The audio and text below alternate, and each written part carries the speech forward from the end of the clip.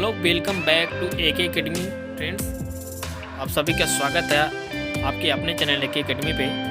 तो जैसा कि आप जानते हैं कि CTET का एग्ज़ाम शुरू होने वाला है और इस टाइम हमें वो फैक्ट्स पढ़ने हैं जो कि एग्ज़ाम में 100% आते हैं। ठीक है, तो आज हम CTET में पढ़ने वाले हैं प्रसिद्ध वैज्ञानिक मनोवैज्ञानिक नोम चॉम्स्की जी को। भाषा में चाहे इंग्लिश हो चाहे संस्कृत हो, चाहे इंग्लिश हो या संस्कृत हो, जो भी भाषा है या हिंदी हो, तीनों भाषाओं में इनके सिद्धांत, इनकी थ्योरी पूछी जाती है, इनसे रिलेटेड प्रश्न पूछे जाते हैं। तो आज हम पढ़ेंगे नोम चॉम्स्की के थ्योरी को। पहले हम जानते हैं नोम चॉम्स्की के बारे में, विषय में। नोम चॉम्स्की द्वारा इस सिद्धांत चॉम्स्की थ्योरी का प्रतिपादन वर्ष 1959 में किया गया था। उनके इस सिद्धांत के अनुसार वह मानते हैं कि बालक में भाषा को सीखने की क्षमता जन्मजात होती है। क्या मानते हैं? इनका कहना है कि भाषा सीखने की क्षमता बच्चे में जन्मजात होती है, अर्थात भाषा अर्जन करने की क्षमता बचपन से ही छात्र में निहित होती है। भाषा को अर्जन करने की ये क्षमता कुछ निश्चित समय तक होती है। जी हाँ, लगभग 5 वर्ष तक होती है। जब बच्चा विद्यालय जाना शुरू करता है तो भाषा का अधिगम शुरू होता है। ठीक है, उसके पहले बच्चा मैक्सिमम ज़्यादा करके भाषा अर्जन करता है, भाषा अर्जन ही करता है। ठीक है, विद्यालय के बाहर बच्चा भाषा अर्जन करता है, यानी स्वाभाविक रूप से वो सीखता है। जो कुछ बच्चा देख कर सीखता है, बिना किसी के सिखाए देख कर सीखता है, तो वो भाषा अर्जन होती है। तो नोम चॉम्स्की जी ने कहा है कि भाषा बच्चे में जन्मजात क्षमता होती, भाषा सीखने की क्षमता बच्चे में जन्मजात होती है। ये नोम चॉम्स्की जी का कहना है। आगे देख लेते हैं नोम चॉम्स्की के सिद्धांत की विशेषता क्या है। जन्मजात क्षमता। नोम चॉम्स्की के अनुसार बालक बचपन से ही भाषा और व्याकरण को सीखने की क्षमता विकसित करके लाता है। यह सहमत आनुवांशिक और सार्वभौमिक होती है। इनका कहना है कि बच्चा व्याकरण और भाषा के सीखने की क्षमता विकसित करके ही आता है और यह आनुवांशिक होता है। ठीक है, और सार्वभौमिक भी होती है। आगे देख लेते हैं क्या कहते हैं। पर्यावरण की महत्ता इन्होंने बताई है। चॉम्स्की जी मानते हैं कि चाहे भाषा सीखने की क्षमता भले ही जन्मजाती हो, परंतु उसके सिद्धांतों और तत्वों को सीखने एवं उसको विकसित रूप प्रदान करने हेतु पर्यावरण बहुत ही महत्वपूर्ण भूमिका निभाता है। यह पर्यावरण पर निर्भर करता है कि हमारी भाषा का विकास किस दिशा की ओर होता है। ठीक है, यानी बच्चे में भाषा सीखने की क्षमता भले ही जन्मजात हो, इनका कहना है कि जब उसके अकॉर्डिंग उसको पर्यावरण मिलेगा, उसको माहौल मिलेगा, उसको सीखने का अवसर मिलेगा, तो वो बहुत ही अच्छे से सीख पाएगा। अगर उसको अवसर ही ना दिया जाए, उसको उस पर्यावरण में नहीं रखा गया, तो शायद वह उतनी अच्छे तरीके से नहीं सीख सकता। ठीक है, भले ही उसमें भाषा सीखने की क्षमता जन्मजात हो। ठीक है, आगे देख लेते हैं क्या कहते हैं।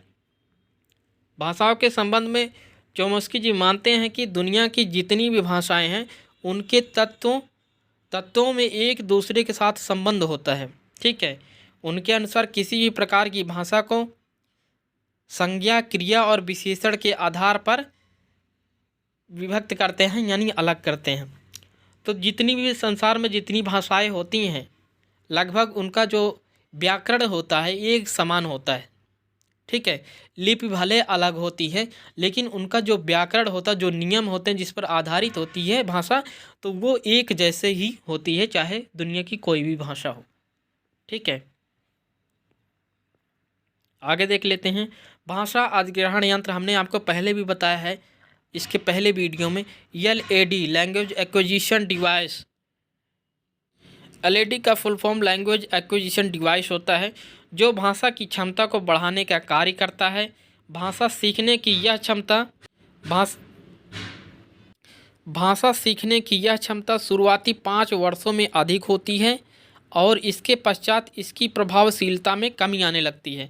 जो भाषा अर्जन होता है 5 वर्षों तक होती है। 5 वर्ष से जब बच्चा आगे जाने लगता है तो भाषा अधिगम करने लगता है। जब विद्यालय परिवेश में जाता है तो भाषा अधिगम करना शुरू कर देते हैं, यानी भाषा को वहाँ से द्वितीय भाषा के रूप में अलग अलग भाषाएं सीखना शुरू कर देता है। ठीक है, तो वहाँ से उसकी लर्निंग स्टार्ट हो जाती है, तो अर्जन वहीं पे उसका ख़त्म हो जाता है। ठीक है, अर्जन वैसे सार्वभौमिक होता है, यह चलता रहता है जीवन भर चलता रहता है, लेकिन ये उसकी प्रभावशीलता कम हो जाती है। जो 5 साल के पहले बच्चा अर्जन करता है अब उसमें ज़्यादा होती है। ठीक है, आगे देखते हैं।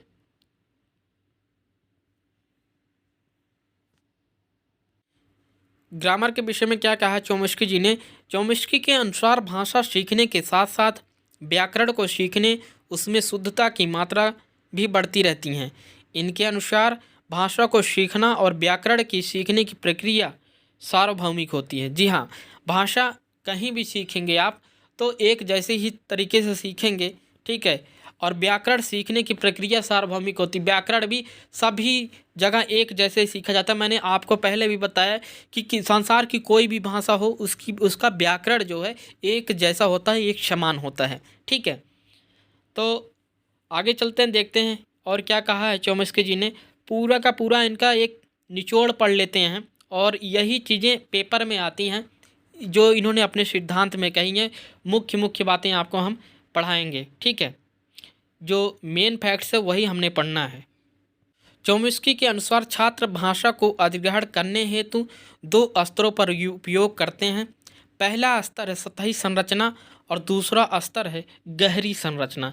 अब ये सतही संरचना क्या होती है, गहरी संरचना क्या होती है, इसको भी देख लेते हैं। इस पर नोम चोम्स्की जी ने क्या कहा है और इसको ज़रूर से अच्छे से तैयार कर लेना। 2, 3 नंबर 4 नंबर की क्वेश्चन इनसे ज़रूर आते हैं। हिंदी में भी आज पूछा जाता है, संस्कृत भाषा में भी पूछा जाता है और इंग्लिश लैंग्वेज में भी पूछा जाता है। ठीक है, तो नोम चोम्स्की जी का थ्योरी बिल्कुल ज़रूर से पढ़ के जाना, चाहे मेरी वीडियो से पढ़िएगा या किसी और भी वीडियो से पढ़िएगा, जहाँ से आपको अच्छे से समझ में आए, लेकिन नोम चोम्स्की जी की थ्योरी ज़रूर पढ़ के जाना। ठीक है, आगे देख लेते हैं आगे क्या कहा है। चोम्स्की के अनुसार सतही संरचना क्या है, सरफेस लेवल।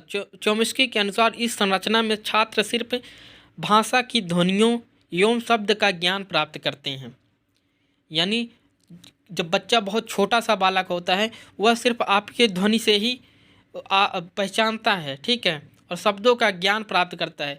एक एक शब्द मम्मी पापा ऐसे सिखाया जाता है जब बच्चा छोटा सा होता है। तो जब कोई बोलता है तो धीरे धीरे उस शब्द को वो पकड़ता है, बच्चा कनेक्ट करता है उससे, परंतु इसके अर्थ को समझ पाने में वह असमर्थ होता है। भले ही वो उसके अर्थ को मम्मी पापा कहने लगता है, भले ही वो जान ना पाए कि मम्मी पापा होते कौन है, कौन क्या है, ये अर्थ नहीं समझ पाता, लेकिन वह शब्द को बोलने शुरू कर देता है, सीखना शुरू कर देता है। उस शब्द के अर्थ को विस्तृत रूप से समझाने में असफल रहते हैं, जैसे खाना पीना, मम्मी पापा आदि। ठीक है, तो मेरे कहने का मतलब आप समझ गए होंगे कि शब्दों का ज्ञान प्राप्त करने लगता है और ध्वनियों को समझने लग जाता है बच्चा, तो उसको क्या कहते हैं, सरफेस लेवल। ठीक है, सतही संरचना कहते हैं, सरफेस लेवल कहते हैं। और दूसरा देख लेते हैं गहरी संरचना क्या होता है, उसको भी पढ़ लेते हैं। गहरी संरचना यानी डीप लेवल। डीप लेवल क्या है, इसमें बालक शब्दों एवं ध्वनियों के अर्थ को समझने लगते हैं। ठीक है, जब बालक और बड़ा होने लग जाता है तो पापा कौन है, मम्मी कौन है, सब्जी क्या है, फ्रूट क्या है, ये सब चीज़ों को वो समझने लग जाता है, उसके अर्थ को समझने लग जाता है, उसकी विस्तृत व्याख्या करने में समर्थ हो जाता है। ठीक है, इसके अंतर्गत छात्र किसी वस्तु को परिभाषित करने के लिए उत्तम शब्दों का चयन कर पाते हैं। यह उनके भाषाई विकास का परिपक्व रूप होता है। ठीक है, यानी कि उनका भाषाई विकास हो चुका होता है जब बच्चा अर्थ को समझने लग जाता है। ठीक है, चीज़ों को समझने लग जाता है, चीज़ों को सिर्फ बोलता ही नहीं बल्कि उसके विषय में जानने लग जाता है, उसको परिभाषित करने लग जाता है। तो बच्चा क्या है, यह गहरी संरचना में होता है, डीप लेवल में होता है। तो इन्होंने 2 संरचना बताई है, सरफेस लेवल, सतही संरचना। उसमें बच्चा सिर्फ शब्द और ध्वनि को जान पाता है, ठीक है, पर उसके अर्थ को नहीं समझ पाता। और जब डीप लेवल पे पहुंचती है उसकी भाषाई ज्ञान, उसका भाषाई नॉलेज, उसका भाषाई विकास। तो बच्चा सिर्फ चीज़ों को समझता नहीं है बल्कि उसको परिभाषित भी कर पाता है, उसके अर्थ को समझ भी पाता है। तो आई होप कि आप समझ गए होंगे कि क्या थ्योरी है नोम चॉम्स्की जी का। अच्छे से पढ़ लीजिएगा, नोट्स कर लीजिएगा कहीं, और ये पेपर में ज़रूर आता है। ठीक है, तो वीडियो अच्छी लगी हो वीडियो को शेयर करिएगा, सब्सक्राइब कर दीजिएगा। जो भी चैनल पर नए आए होंगे तो ज़रूर से ज़रूर चैनल को सब्सक्राइब करिएगा। वीडियो अच्छी लगी तो अपने यार दोस्तों में शेयर करिएगा। थैंक यू, मिलते हैं नेक्स्ट वीडियो के साथ। Okay, thank you so much.